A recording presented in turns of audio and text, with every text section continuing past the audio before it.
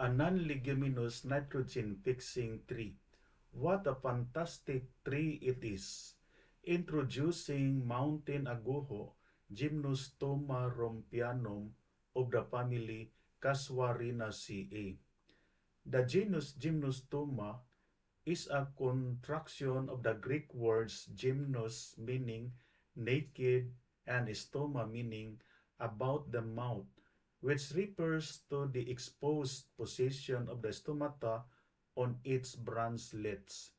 The species name Rompianum honors George Margraf Rompius, a 17th century botanist known for his work in the natural history of the Indonesian archipelago. Mountain aguho is distributed in Southeast Asia, Eastern Malaysia, Indonesia, and the Philippines.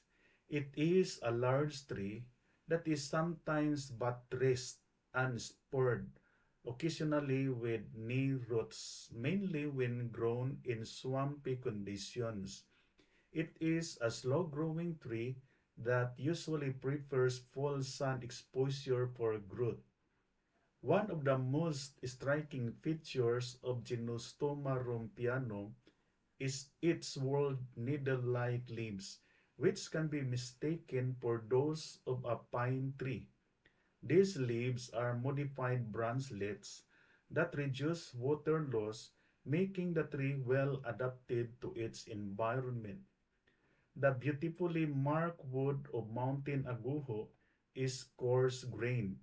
It is used for house and light construction, shingles, gates, and fencing. It can also be used as firewood and is known nitrogen fixer with the potential for intercropping. It is unique that a non-leguminous tree is a nitrogen fixer because legumes are the ones that fix nitrogen from the atmosphere to the plant's roots. It yields good quality pulp and is a potential ornamental plant. This is Max. Caring for the environment is not only a choice but a responsibility. Our efforts, even if small when combined, can make life for a better future. Thank you and God bless.